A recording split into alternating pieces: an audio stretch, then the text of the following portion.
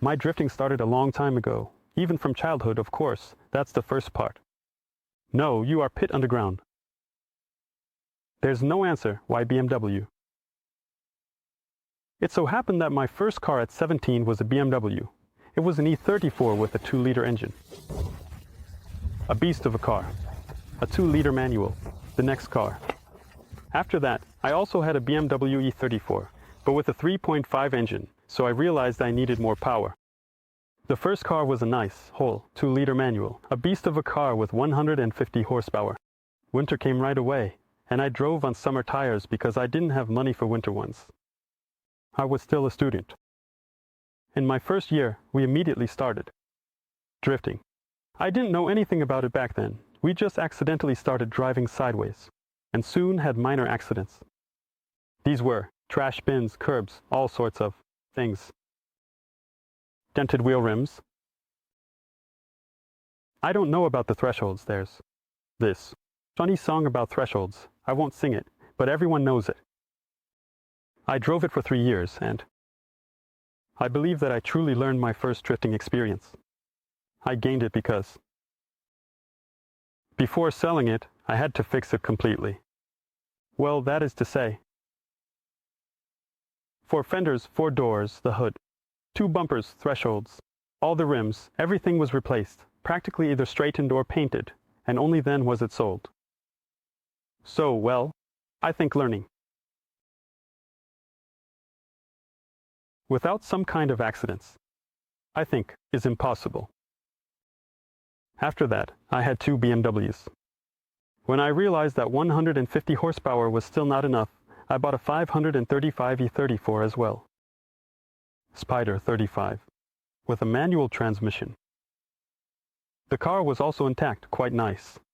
To be continued, and I already started working on the exterior, meaning bumpers, body kits, interior, and so on. But I continued drifting with the second car. I started driving more carefully. I also toned it down. I drove it for 2 years. It was a civilian car for everyday use. There were no accidents in those 2 years at all, so I started treating it completely differently. I sold it in the same pristine condition, even better than when I bought it, because I added bumpers and side skirts, so it was completely decked out. Both. If we continue the story of my cars, it turned out that the next car was also a BMW. This is, probably to some extent, the legendary BMW 850. It was a 5-liter bought with an automatic transmission. Then I installed a manual transmission and also drifted with it. Again, simply because I lacked power. Well, literally a year later, I realized that the car was too heavy, it wasn't suitable for drifting, and, moreover, it was a shame to use it that way. That's when I really started thinking about building a beater car that I wouldn't mind damaging. One that I wouldn't drive every day. And even if it breaks down, I would always have a second car to use for my errands. A 325 E36 came up. Bright orange for just $1,500 with a manual transmission. I thought it was the perfect option to modify and finish, and I realized that I could drift with it. And also not worry about it, just like with the first car. When I bought the car, I immediately wrote a list of modifications, everything I needed to do, because I planned to drive it. I wrote down how to lighten the body as much as possible, so it would be sufficient. Lightweight flywheel, where to get what, which camshafts. This was the most budget-friendly option, but still capable of driving, because the body is much lighter than all my previous cars. I understood that 192 horsepower and 50 would be enough to push it hard. I drove it for about half a year, then I went to a place, not sure if mentioning it counts as advertising, but I think not. Everyone in the know is already aware of it. I went to him and said, let's boost it. Well, let's install a turbo, that's what it means. Let's install a turbo on the new 550, to which he looked and said something like, why bother? Let's go with the J-spec. Let's immediately put in the G spec from all this. In the end, now there's a 2G here, meaning immediately with a single turbo, equal length manifolds, 76, exhaust 35 Chinese, turbo, well obviously the intercooler, is currently controlled by the stock ECU, meaning the original brain boost. Boost basically no more than 1-to-1, and that's enough for me. Injectors, coils are all stock, because I don't have that much power right now, and again, there's no dyno. I estimate roughly 420 horsepower. During the construction process, because it stood for a whole year, I started gathering parts for it. That is, I wanted to tidy up its appearance as well. In the end, that's why here. Bumpers, front and rear, side skirts, spoiler, mirrors. Well, I mean, oh, by the way, fiberglass, hood. It kind of has a stock look, but at the same time, it's lightweight and beautiful, in my opinion. I have the entire budget. Everything is recorded. My wife doesn't see it. When it was decided to build the car on a GZ, I decided not to skimp and to assemble it properly. Yes, to drift. First I decided I needed to remove the interior. That's exactly what I did. Just lighten the car, remove the interior. I don't know if it's right or wrong. After all, the car was initially intended not to be a civilian one, so I think it is what it is. I don't know. I probably removed about 120 kilograms, considering it wasn't heavy to begin with, around 1250 to 1300 in stock. With the 2.5 and 50, which is also cast iron, like the J, but I think the J is heavier. In principle, nothing much changed in terms of weight distribution. Well, of course, the rear has become much lighter than the front now, because, well, there's nothing to lighten in the front except for the plastic hood. About the suspension. I have extended control arms, the original ones, by about cm on each side. Steering knuckles for more angle, well, coilovers, spacers, in the rack. By the way, well, in short, the rack, with fewer steering wheel turns from the BMW Z3M. Because it's a BMW, it fits there in stock on the original mounts. That's what makes BMW so good. Because, first of all, it has a lot of parts, a lot of interchangeable parts, a lot of tuning options, ready-made tuning, a lot of bolt-on stuff. I think most people drive with a welded diff. Firstly, it seems like a welded diff is more reliable and everything else, but at the same time, an LSD is smoother, and because of that the grip is actually better. In everyday driving, again, it doesn't bother you. All that vibration during turns. The LSD, again, is original here, meaning on a BMW. In this body style, you can find it for any engine size, if you search well in the dismantling yards. I believe that a BMW in this body style is a very good foundation for further tuning and drifting. As I mentioned earlier, there are a lot of tuning parts available for it, many ready-made solutions, and many interchangeable parts from other cars.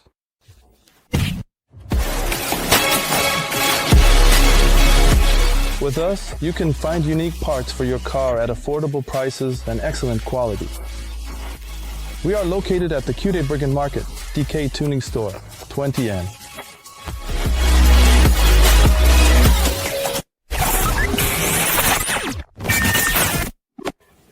The LSD here comes factory installed. On me. When I got it, I only did a little restoration and tightened it to make it sufficient. So, in 3 years, it has never let me down. There are coilovers, full taps, both front and rear.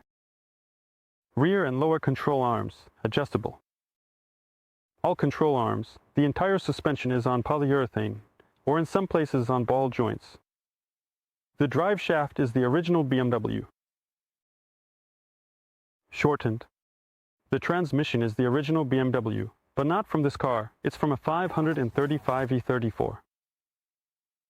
As everyone likes with cooling fins, it's large, basically holds a lot of power, with a modified bell housing. Well, And then it all comes down to the engine. So go ahead, open it up, show what you've got there. Everyone will start saying, it's a Toyota brother. And I didn't think so at first. I was thinking about something else. I think for those who know, they will recognize this engine without the cover and without anything. And for those who don't know, well, they just point fingers. Why deceive people? But you understand yourself that a legendary engine should be in a legendary car. So here, in principle, everything is harmonious. Just like the engine, just like the car itself, and just like the owner himself. It's cool to notice that, Curly. I've already told Jaeger this, but I want to tell everyone. I don't know why life turned out this way. By the way, let's step away from the topic a bit. I can say, I really struggled with such hair, and I was really, it really annoyed me, and I wanted to have straight hair, like everyone else. And now you know I regret it. Well, yeah, when you get a haircut, they're straight.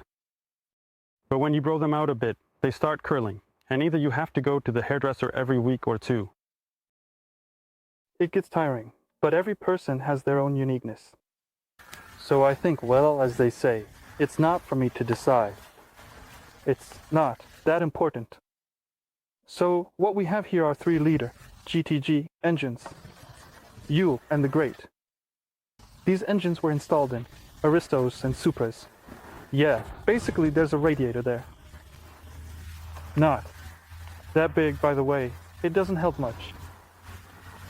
The thickness is enough, yeah, because nothing bigger fits here. Everything is snug here. Look. I have fans. The fan is mine. This pack is trimmed from the pulley. Well, I have the same story. Basically, the same place. Yeah, no, here, there's definitely more space than. On my Mazda, in general, 35. To turbo, as you said, it's Nevsky, yeah, this one. The same GT35. So, well, for what we have, I don't have it. Well, it's better than Untitled 35. Turbo 2, I see it has a smaller, by the way, less heat than on the 35. I also see. I have it right here.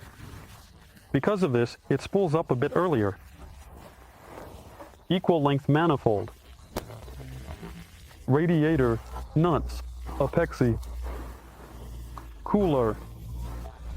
Oil cooler. Some kind of, I don't know, another cooler. For the power steering, hidden somewhere, I don't even remember. The oil. Cooler, here's the radiator for this. Power steering cooler. There. Regarding the power steering radiator, I also want to install it in the future. Because? Well, if you're drifting, I just advise everyone to definitely install it, because the load is high. Myself, GZ, is an engine that people usually use to grill steaks. So it's there. You could say, I don't even know, a flaw or not a flaw, but in general, they heat up a lot. And because of this, under the hood, naturally, the temperature is not low. And you can imagine how much the power steering oil boils. And all this then clogs up, the steering gets clogged, becomes heavier. And there's no comfort, essentially, for drifting. So definitely install it. Regarding oil cooler, well, that's already a hint. It's actually all related to what was said, that the engine definitely heats up. The oil in the engine also heats up and needs to be cooled. I would say that it's even more important to cool the oil in the engine than in the steering, because with the steering, well, what could happen? Well, the steering might jam for drifting. Yes, if you're building a car for yourself. Just that you have a racing beast. Basically, there's a turbo, or you're just driving harder, especially there. Well, of course, in the summer it speaks for itself. We'll also talk about a budget option. What can be done, what shouldn't be done. Igor will later tell us about the second car, specifically the budget option. Right now, you're looking at a non-budget option. Yes, from modifications. Jay, so it just doesn't fit here. You definitely need an oil pan from a Toyota Supra. Or, by the way, we forgot the third car, which also had the 2JZ engine. Toyota Sora. either from the SAR or from the Toyota Supra with rear placement of the oil pan. Because, well, the front one doesn't fit because of the crossmember, and the middle one also doesn't fit, again because of the crossmember. But there are two options. You can either install it from here or make a custom one. Yes, well, I decided to install it from the Supra. It's certainly better. Yes, actually.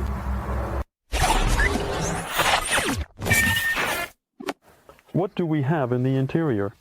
Steering wheel, Momo, hydraulic handbrake, parking brake, gearbox. That's it. That is the bare minimum. An homologated bucket seat, seatbelts, and a semi-bucket for the passenger. Why a semi-bucket for the passenger? So that everyone can adjust the backrest to their liking, adjust it or something else. My seat is not adjustable, so I set it up for myself once, tilted it, as needed, and that's how I drive. It's convenient. Welcome to the new year with pain. Mufasa, I am an animal that cannot view the greater. I can't see. You can't see.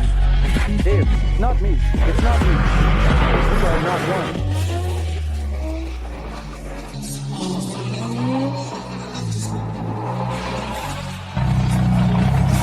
Stop. Stuck in blue. Yes, no. Stop. Are you breathing? Yes.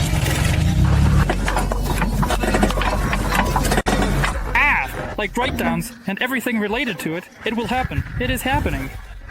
And actually, Azo, over the course of 10 episodes. The first, so to speak, breakdown. Seems like it wasn't staged, right. Not staged, by the way. Yes, it was real. It would have been better if it was staged. It wouldn't be so upsetting. We're talking about everything in general. Right now, at this moment, I shifted the topic and I'm saying that. Sometimes you have thoughts like, I invested so much money in you, and you still managed to break down. No, I look at it differently too. And actually, in principle, when I was building it, I realized that. I was also building it and investing that money for the sake of emotions, so you knew how to do it, and not for the sake of the metal parts. I wasn't buying for the sake of the metal parts. Not a metal part for the sake of a metal part, not just a bumper. I installed it so I could have a bumper to drive and show off. Not a GZ on a single turbo, with over 400 horsepower, just to walk around and show off, but to drive it, and get emotions. And, of course, I was aware of all the possible side situations, effects. That could happen. Breakdowns, accidents, crashes, and additional investments. In principle, I can't say that I didn't get involved at all. Yeah. Even. I can't say that I didn't get involved at all. I even broke the GZ. The year before last, my bearing spun because I overheated the oil. Did you feed the engine? That's one. Second. Twice, I think, or once the gasket blew. During all this time, they were replaced. Then... Oh, the turbo broke on me, basically right at the beginning, as soon as I started using it. It broke immediately. Literally within a month. But the second turbo, which is currently installed, has been working for 3 years without any problems. It's a matter of luck. I wouldn't say it never broke at all. And everything I just listed, it wasn't the BMW that broke, it was the Toyota that broke. If this is your main car, then... maybe it's not worth it. Firstly, it is worth it, of course, because most people drive. Their only everyday car. I mean, to the country house, home, drifting, competitions, and they take up space too. It's worth it. But there will always be thoughts like, what if I crash now? What if something happens? How will I get to work tomorrow? What if, why, where? And how? If the car breaks down, well, who cares? I can leave it in the garage. For a week and not touch it, I have another car, and I can calmly go to work tomorrow. Not just tomorrow, I can get in another car right now and calmly go to a birthday party.